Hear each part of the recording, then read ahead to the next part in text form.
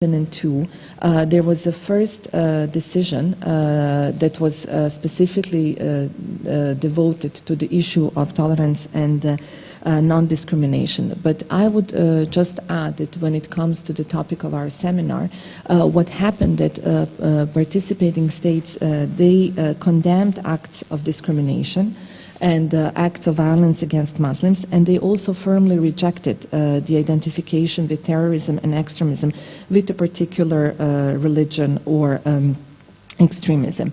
In terms of our work, this is addressing intolerance against Muslims is one aspect of our work. We also work in the areas of combating anti-Semitism, addressing intolerance against Christians and members of other religions. We have also been given a very specific task to look and to compile information from 57 countries and from NGOs working in these countries. What is the status and what is the situation when it comes to the issues of hate crimes and bias-motivated violence? So we compile every year an annual report that is published on our website. But compiling information for us is one aspect of our work, and what we work on very actively is also we try and provide assistance to countries, and we also very closely work with civil society. And this is one very important aspect of our work. We've done and conducted series of trainings of building a capacity of non-governmental organizations on how to monitor and recognize manifestations of bias-motivated violence, and we will be speaking about this in more details. This is one aspect of our work. The second aspect of our work is also related to the preventive aspects, and this is where education comes in, because at numerous meetings of government officials and participating states, and also in meetings with other stakeholders, there has been a strong recognition that prevention is an important aspect in addressing intolerance and discrimination. And I would just say that from a political point of view, the governments reaffirmed this back in 2005, so 10 years ago. They basically encouraged states to raise awareness and to raise awareness about the existence and unacceptability of intolerance and discrimination, and also they encouraged educational programs that would work on promoting tolerance and non-discrimination. And this is where the relationship with the topic of the seminar comes in. A few years ago, OSCE partnered up with the Council of Europe and UNESCO to work together on the development of the guidelines that we will be looking over in the next few days. I would leave my introductory points at that. I should also just mention that very often when we speak in the context of the OSCE and addressing intolerance and discrimination against Muslims or other particular groups, there is always a debate that is connected to freedom of expression and what is exactly hate speech and how do you define it. And I think this, for us as the OSCE, there is also strong commitment to promotion of freedom of expression, but there is also recognition that the impact of deliberate and violent hate speech needs to be fought and needs to be addressed, and in particularly we recognize the impact that such hate speech may have on individuals and on communities. So from our side, in Vienna, I should mention, we have a special institution that is devoted to looking at the freedom of the media. But the stance of OSCE that when it comes to the issues of intolerant speech is that it has to be addressed with more speech by talking about and addressing stereotypes, by addressing prejudices, and I believe that in the next 2 days we'll be talking about different ways in which these manifestations can be addressed and can be addressed and can be addressed not only in public sphere, but also that we can all work together to address it jointly and effectively. I would leave it at that, and I just wish to thank you all for the attention, and I hope we have 2 exciting days together, and I would like to pass on floor to Marwan to say a few words. So just as a way of introduction, I will tell you just a summary of what I will be going through in this afternoon session and in tomorrow's session. There is some perspective to be taken here.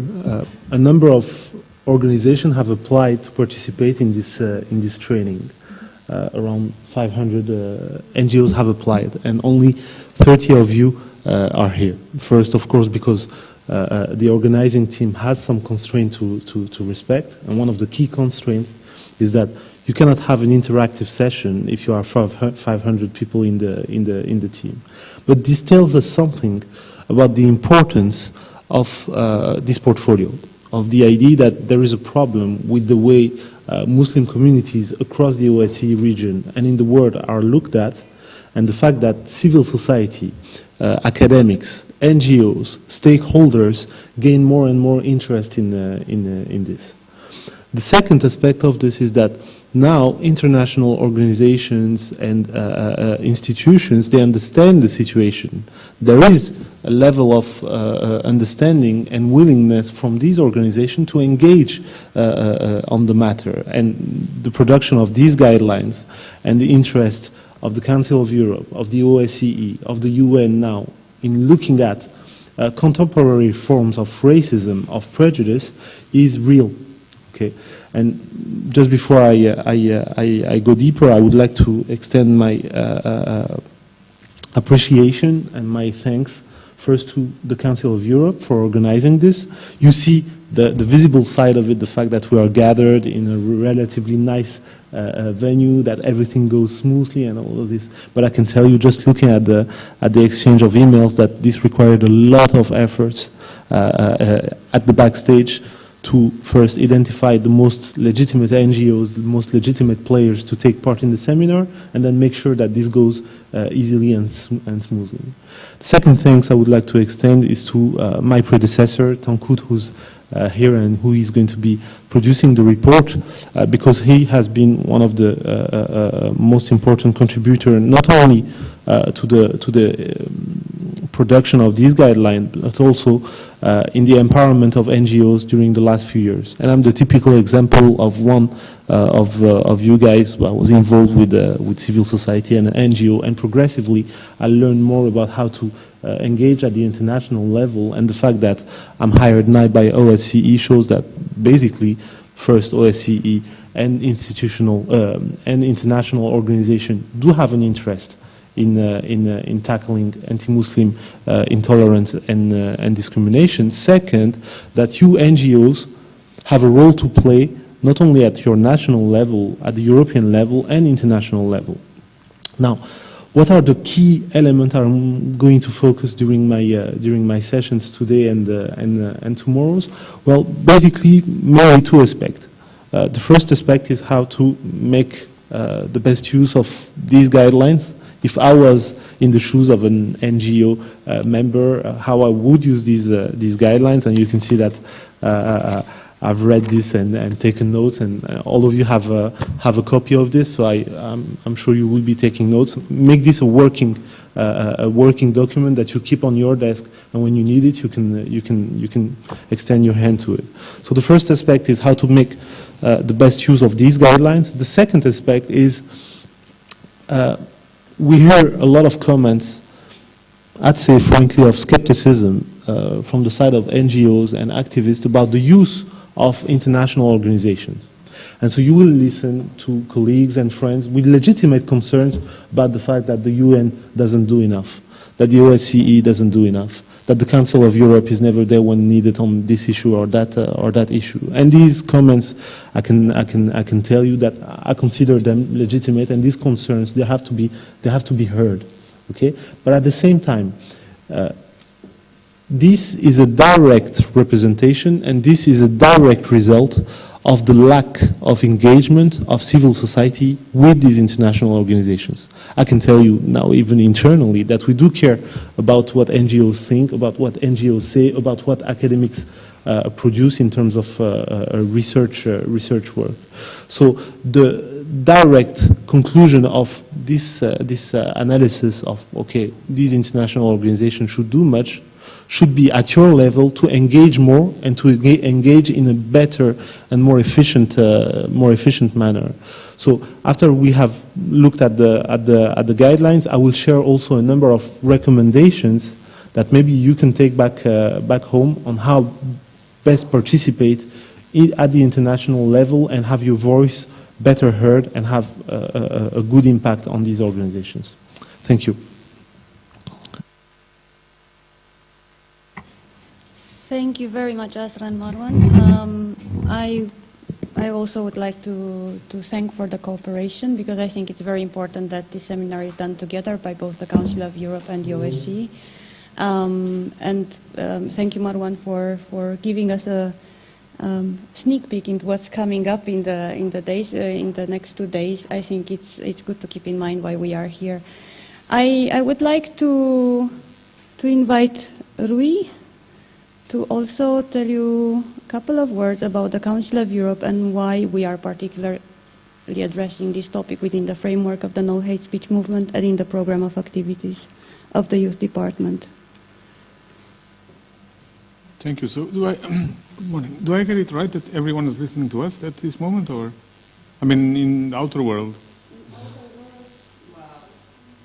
So I don't have to watch my just to mention how politically correct I have to be, that's all. Just to check how politically correct I should be. Yeah, of course I should be, okay. Okay. My best. Friends, good morning. I'm very, very, very, very pleased to be here. Not only because I worked here for 10 years, and so I know, well, I thought I knew the inside outs of this house and of this city. I live now in France, but indeed I was stationed in Budapest for 10 years. So it's a bit like coming home. But it's also a feeling of coming home to a subject which I think I have contributed somehow to bring into the Council of Europe's youth program, which is Islamophobia and discrimination against Muslims, in particularly the role of young people and how it affects young people. You may have seen the report of this seminar, Islamophobia and its consequences on young people, which is a report of a seminar we held in 2004, that is 10 years ago. And what is interesting in it is to check what young people like us, like you especially, have brought forward at that time, have also expressed as concerns, and also as wishes, hopes, and claims, and to compare them with yours, and to see if anything has changed, and what has changed in the last 10 years. Myself, and it's maybe a matter of age, I am sometimes afraid that not much has changed. But then probably older people tend to be conservative anyway.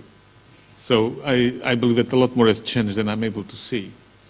But it is nonetheless with a special, let's say, emotion that I am taking part in this seminar today on this subject, which has been dealing with me more than I've been dealing with him for several years. When I talk about Islamophobia, discrimination, intolerance against Muslims, it's still not a very comfortable area to work in. I think the reasons why that is so are probably linked with Islamophobia itself, of course. That's no doubt. But it's not easy. I can tell you that I was sharing this with Azra, that among my circle of friends and colleagues, I sent messages, I say I'm coming here for this seminar, and I get zero feedback. I get feedback from Facebook. People say, yeah, great, go for it, and so on and so forth. But otherwise, no. As if there was something uncomfortable about it. And in this context, I think that the fact that we could, and we wanted to, team up with the OSCE, ODIHR, with UNESCO, and also with our colleagues from the Department of Education to do this seminar together is extremely important. And therefore, we are very thankful to Azra and their colleagues for having accepted also to prepare this seminar in a time which has been a bit special. Now I'm not speaking about the times in terms of mood, in terms of political context. I'm speaking about the time that encompassed the summer period and which finished like 2 weeks ago.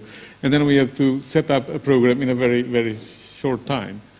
And I think even the fact that we had so many applications, it's very, very positive that we all managed to be here today. And I hope with your help, we'll manage to go one step further.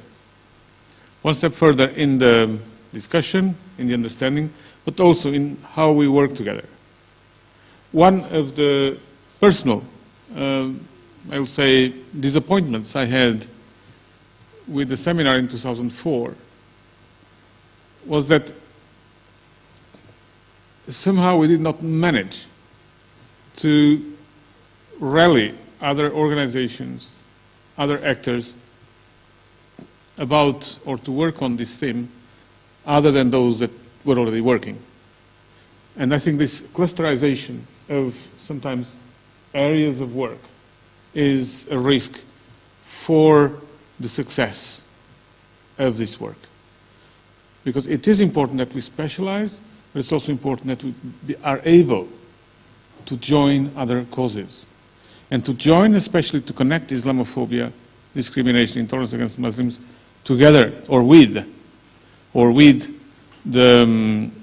other forms of racism and racial discrimination taking place in Europe and beyond today.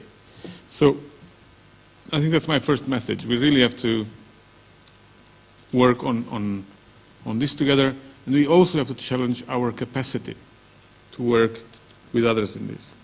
When I say we, of course I look at my own self in first.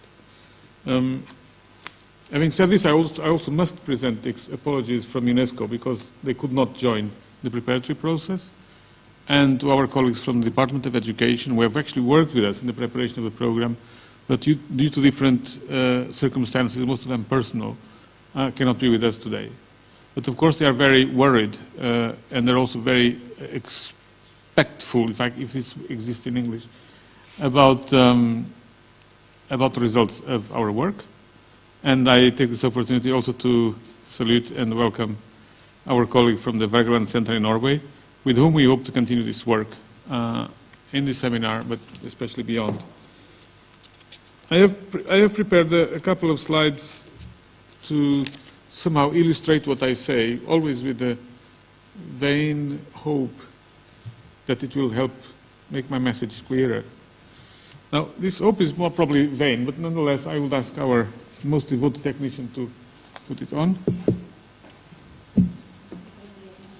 You know, one of the things, I worked here for 10 years, and our first director, when I invited him for opening a session, you'd always come and say, I don't want to be a Frühstück director. Now, for those of you who speak German, a Frühstück director, I think, is something like the breakfast director. Because there's nothing I hate more in my job than after breakfast coming and say, welcome, have a good meeting. And he said, you can very well do that without me. So I'm not a director in the first place. But still, I always feel daunted by this perspective, just coming here and say, I hope you had a good breakfast, so enjoy your day. I do so too, anyway. So I prepared these slides that are supposed to illustrate some of the challenges with whom we hope to continue this work in this seminar, but especially beyond. I have prepared a couple of slides overboard in terms of time somehow and so on. illustrate what I say. Just to be clear, the Council of Europe is nearly as big as the OSCE. It will help make my message clearer. But in fact, I'm not mistaken if I say that all the member states of the OSCE are also part. So all the member states of the Council of Europe are also part of the OSCE process. You know, this one of the things I worked here for the Council of Europe brings together 47 member states, with the exception in Europe, so virtually all of Europe, with the exception of Belarus, who is not a member state or is not yet a member state, because the Council of Europe is founded on three basic principles: democracy, human rights, and the rule of law. And they should be, they are closely intertwined, so if one is not working, the other one will also be limping. So you can very well do that without me. Is not considered to I'm meet not the a director in requirements first place. to be a member of the Council of Europe, even though but still, we cooperate with I always Belarus, feel like we cooperate also with other countries. I hope you had a good breakfast. But this is very important to bear in mind, because the Council of Europe So I prepared It's the human rights and slides that democratic that framework, are and of supposed course to the rule of law, represent that also with is whom the we also framework continue for this our work, work against in the discrimination, seminar, but intolerance, especially and beyond. against Muslims and Islamophobia. I have prepared a couple The of cornerstone slides of our work in terms of really time is human rights and so somehow on. illustrate what I say. Just to be clear, the Council of Europe's respect is nearly as big as the OSCE. European Court of Human Rights, but in fact, I'm not mistaken if I say that all the member states of the OSCE are also part of human rights and fundamental. So all the member states of the Council of Europe, this convention applies to all of us right now, in as far as we are in this territory. The Council of Europe brings together 47 member states. The court, with the exception in Europe, so virtually all of Europe, with the exception of Belarus, superpower over the who is not a member state or is not yet a member state, because the Council of Europe is founded on three basic principles: democracy, human rights, and the rule of law. And up to now, we have not basically closing the point. So if one is not working, then have a good meeting. Belarus very well do that without me. Is not constrained to meet the requirements. So far, none of them said no. We don't cooperate with Belarus like we cooperate with other countries. And I mentioned the court because this is very important to bear in mind, because if you want to go further, it's the human rights and democratic framework, and of course to refer, that also is the framework for our work against discrimination, we speak about discrimination, we speak about violations of human rights. I have prepared a couple The of cornerstone of our work in terms of time is human rights and so on. Just to be clear, the Council of Europe's respect, is nearly as big as the OSCE. European Court of Human Rights, but in fact, I'm not mistaken if I say that all the member states studying law are also part of the fundamental. So all the member states. What I want to say is that convention applies to all of us. Not enough sometimes to say this is wrong. One of the things also necessary. The Council of Europe brings together 47 member states, and it's wrong, with the exception in Europe. So virtually all of Europe, with the exception of Belarus, the Council of Europe, who is not a member state or is not a member state, because the Council of Europe is founded on three basic principles. That's good. Democracy, human rights, and the rule of law. In this case, human rights are more than just moral rights, so it also means one legal standard. So referring to the court as a huge potential, as a huge, so far the case of themselves, no, I don't because a lot of the countries, but the jurisprudence, and I mentioned the court, this is very important to my mind, because if you want to go further, it's the human rights and democratic framework, and of course to refer, that also is the framework for our work, I would say, against discrimination, speak about whether you apply national legislation about violation of national human rights law, whether it is our cornerstone of our work, based on human rights, most clear, the Council of Europe is nearly as big as the OSCE, European Court of Human Rights, but in fact, that's the Council of Europe and the court that all the member states like are also part of the so all the Council of Europe has other institutions, it has not enough now, it's wrong, all the members, the Council of Europe brings together 47 members, Parliament and Assembly, wrong court, with the exception in Europe, so virtually all of Europe, with the exception of Belarus, who is not a member state or is not a member state, because the Council of Europe is founded on our three basic principles. Again, if you want to work on the human rights, we should, and up in this case, human rights are more than moral rights, so it also means one legal standard. We also have a Congress of Local and Regional Authorities, referring to the court as a huge human rights, as a huge, so far the case of themselves, no, I a lot of countries that follows, and I mentioned the court, this is very important to my mind, because if you want to go further, it's the human rights and democracy, of course, you can also write to him, and all of the work, or our work, I would say, again, speak about whether you apply national legislation about national human rights law, cornerstone of our work, based on human rights, most clear, the Council of Europe is nearly as big as the OSCE, European Court of Human Rights, but in fact, that's the Council of Europe and the court that all the members states like are also part of it. Now, I'd like to also hate all the members. The Council of Europe has other institutions, it has enough framework, it's wrong, all the members. The Council of Europe brings 47 other Parliament and Assembly, wrong court, with the exception in Europe, so virtually all of Europe, with the exception of Belarus, who is not a member state or is not a member state, 2 years ago, because the Council of Europe is founded on our three basic principles. Again, if you want to work on the human rights, we should, and up in this case, human rights are 70% worldwide. So we also have a Congress of Local Regional Authorities referring to the possibility. Second, there's a huge they so far a lot of that follows, and I mentioned the court because if you want to go further, it's the human rights and first one you can also write to him, and all of our work, as we say, and we could not in national rights law, not cornerstone of our work, part of our address, we have also the Council of Europe is nearly as big as the OSCE, which started with human rights. That's the Council of Europe and the court and all the members like the OSCE are also part of it. The Council of Europe has other institutions not like it has a framework. All the members the Council of Europe brings another parliament assembly with the exception of Europe, so virtually all of Europe with the exception of Belarus. Who is not a member state or is not a member state, as we find by law, the Council of Europe is finding principles. Again, democratic human rights. In this case, promote one of these. We also have referring to the possibility. Second, not to use what you spread has a huge fight.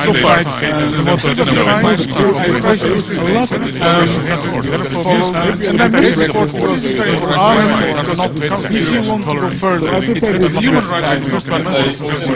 You can also write to him, and all of our work.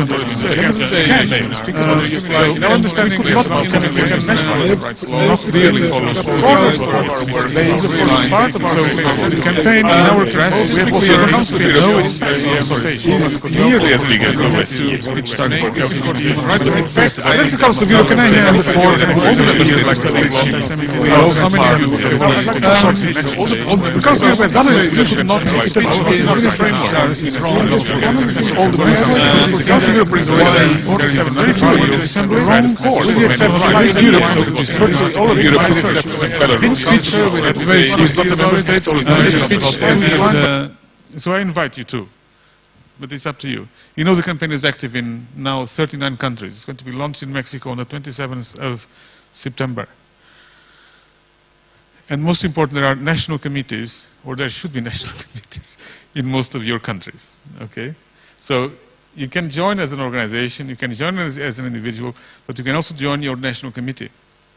And that's where this issue has to be brought up. For me, each action day that appears is always a mystery. And I'm speaking with my open heart here, also looking at the activists. And you know, Mehmet and so on and so forth. But anyway, Mustafa, sorry, just checking if you were paying attention. The challenge for me is that when we need to somehow produce this kind of small text to inform our committees what this day is about, everything that we want to fight actually comes in. So, for example, on the International Roma Day, we spent until the last minute saying, no, it's not about this. No, it's not. No, Roma are not nomads. No, it's not it. Because we, in the campaign, we end up sometimes involuntarily reproducing exactly the same prejudice that we've been exposed to. And so one of the things, for example, about this day, that the action day that's coming on Sunday, 21st of September, is one of the things that I've been stressing is, no, this is not about religion. This is not about religious tolerance. Of course, it is also about religious tolerance, but it's not what it is about. It's against hate speech. It's against discrimination. Punto. I don't care if you believe or if you don't believe. You know, people are free to believe or not believe. Maybe it even hurts my beliefs, but it's not the point. The point is that we are campaigning against hate speech against Muslims or people identified as Muslims. That's what it is. And so this effort of naming the things and placing them properly is extremely important if you want to succeed. And I said this because I don't want to be unkind to the activists of the campaign. It's just to say that when we campaign, and I think that maybe you can take an example of this, we have to be very clear on how we do it. Otherwise, the risk is high that we end up sending the opposite message of what we wanted. So hate speech is the context in which this seminar takes place. Now there are a couple of other words that I think are important to remind, or that I would like to address. The first of them is the problematic word. It's Islamophobia. I don't know how you feel, but in 2004, the reaction I had was, in this room, was people saying, but I'm right to be Islamophobe, because I'm afraid of Islam. And I guess our speaker will speak more about that in a minute. But what do you answer to that? Okay, so, and I'm coming back to that later. And therefore, I always place the emphasis, like with xenophobia or Romophobia, on the irrationality of the fear and hatred of Islam. A phobia is an irrational fear. Of course, if I'm afraid of my neighbor or of my distant neighbor, I may have reasons to be afraid. I mean, I think it's a totally natural feeling, if I have reasons for it. But not when it's irrational. Like the rapporteur of this seminar stated very, very rightly, it's just beyond reason. It's a fear beyond reason. Okay? So I think you have to be very clear on that. Because in today's Europe, in today's world, many people are also afraid. And this, we have to find a way of reconciling the acknowledgement of this fear with the how to say it, with the human rights that are universal and indivisible. And so I say, and I hope that you will agree with us, that Islamophobia is not about Muslims, and is not first and foremost about Muslims. So I'm very happy to see many people here which I hope are not Muslim. I'm also very happy to see you which probably are Muslim, because this is really a work for us together. And that's what I meant by the need for us to make alliances beyond the circles that we already work with. It's extremely important. The second term is intolerance. Intolerance, as defined in Compass, I mean, intolerance is one of the most difficult words to define and to agree upon. And I took the definition here from Compass. Compass is this manual on human rights education which is much heavier than it seems. But there's a lot of human rights in it. And basically everything that you find in my presentation, you find it here as well. But intolerance is very hard to define, and it's only slightly better than tolerance. So we don't use tolerance, but we use intolerance. Intolerance refers to, for example, lack of respect for practices or beliefs of one's own. Others than one's own, sorry. Or different. And it involves the rejection of people that we perceive as different. For example, members of ethnic groups other than ours, or people with different political, sexual orientation, or religion or belief, certainly.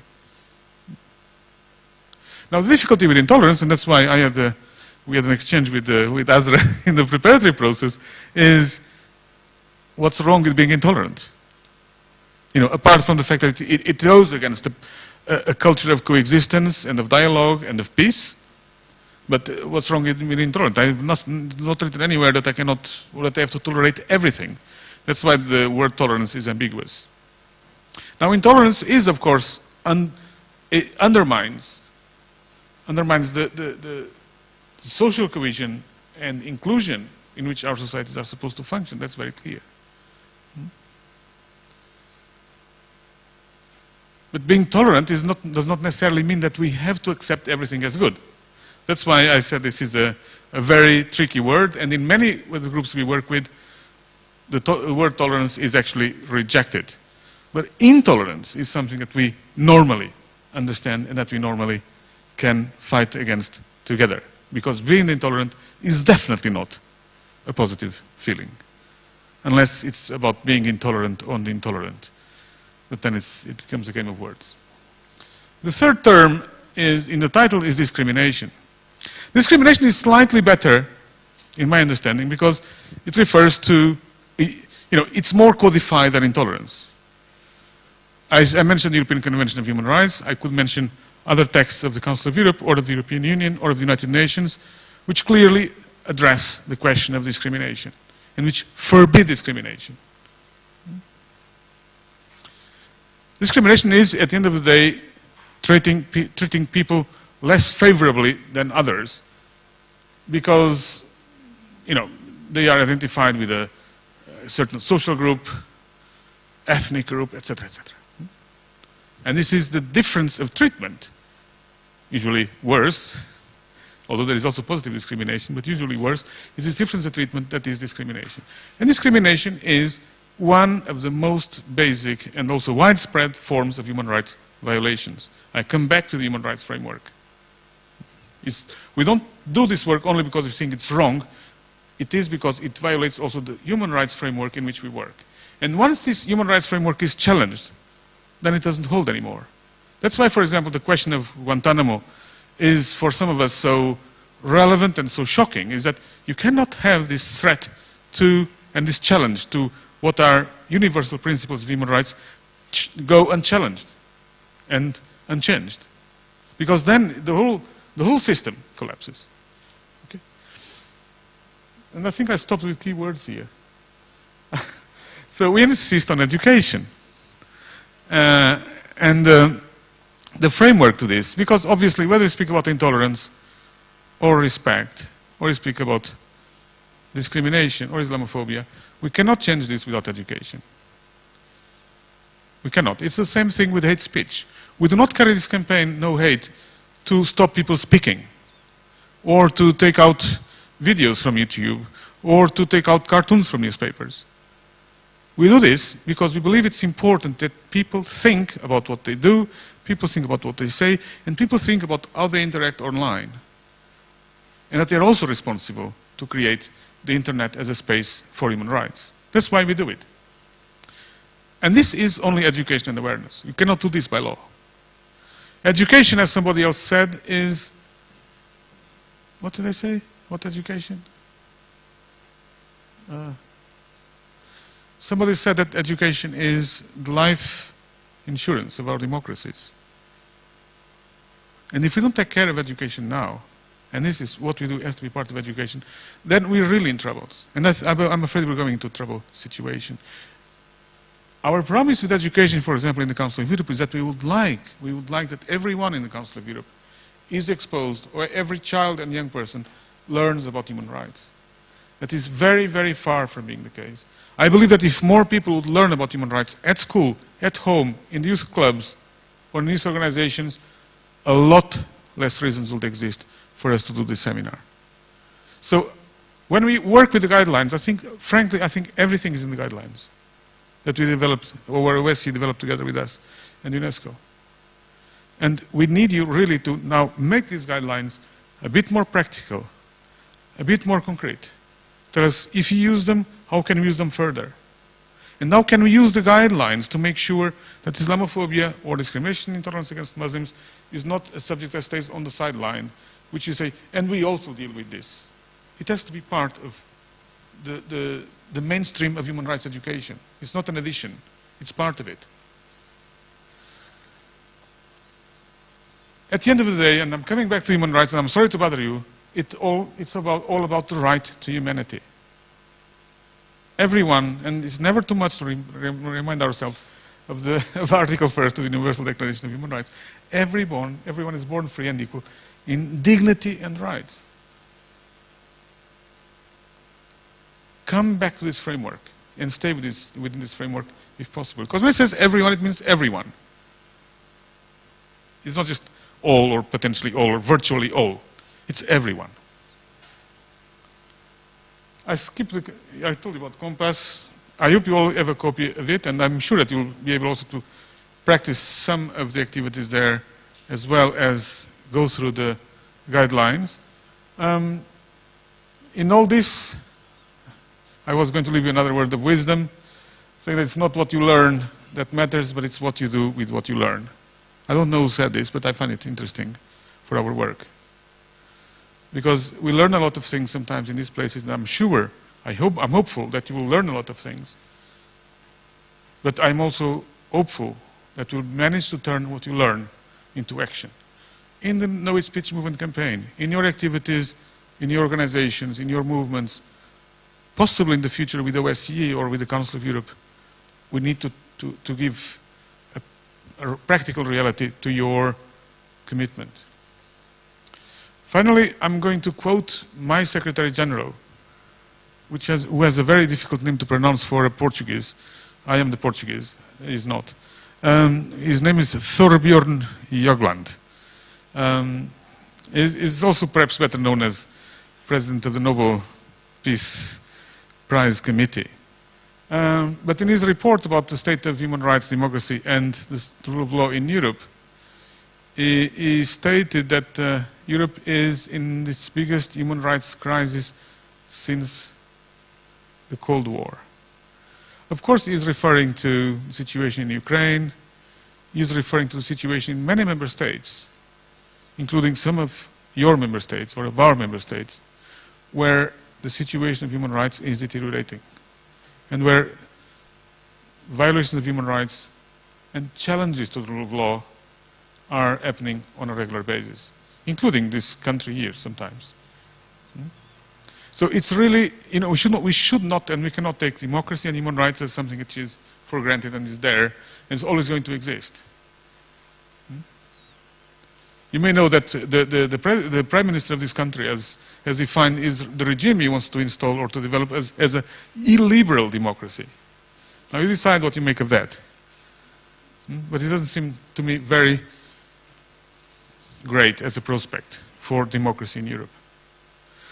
Now, if I would need to add something to what the Secretary General said in his report, if I would be allowed to, I would say, and probably it's going to get worse.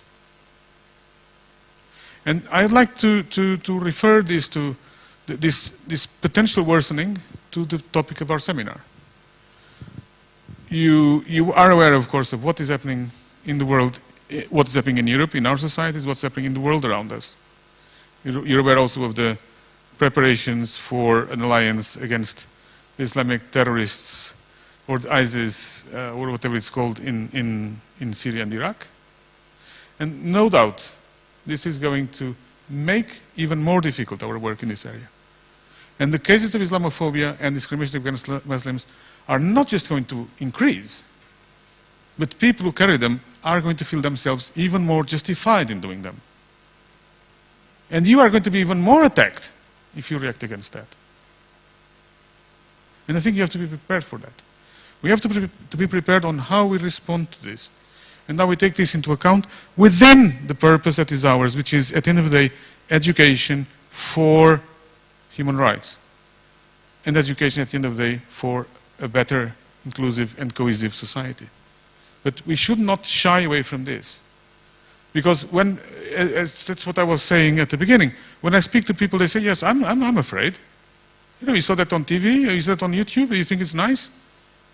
So it's not just fear. But we also have to be able to work with the fear of people, that people have.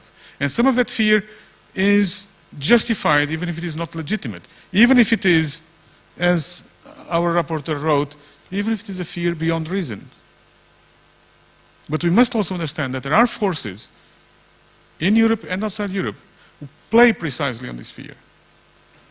I could give you examples, but I'm sure that our speaker will give you, of a very common one now in France, for example, which is the theory that Muslims are going to replace Europeans. And there is some kind of heathen design somewhere whereby the European populations are going to be replaced by Muslim populations.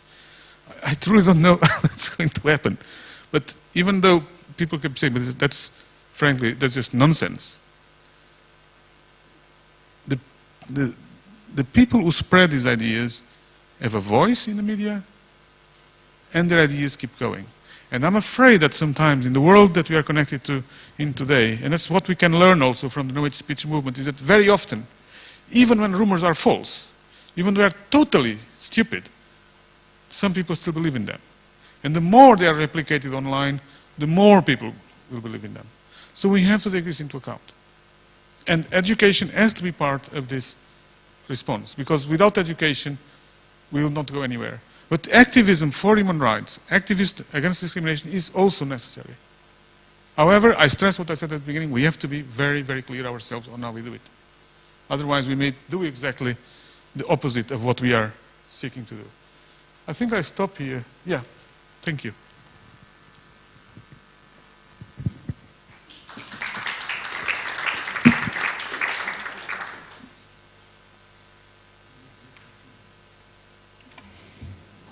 Thank you very much, Rui and Azra and Marwan, for giving, I think, a framework and a background to our seminar and our work together. And I think it was very much needed to also understand the history behind the work, the history behind this seminar happening here and the work done so far. And we're going to look back at that work as well in the days and hours to come. And I strongly also encourage you to have a look at the Islamophobia seminar report and also the guidelines. We have copies here for everyone. We were reading with Christina the other day some of the statements in the report, and they were unbelievably still present, still real, still valid, which is quite shocking after 10 years. With this, I would like to do a small recap about what our seminar is about, and maybe to have a look at also your expectations, because it's not only about the team telling you what's the framework, but I think the key of the success of this seminar is truly the partnership that we have here, and the expertise that we share all together. It's not only about receiving, but it's actually putting all our expertise and knowledge and action together. Now, for this, since we are not actually live streaming anymore, I would like to invite you to stand up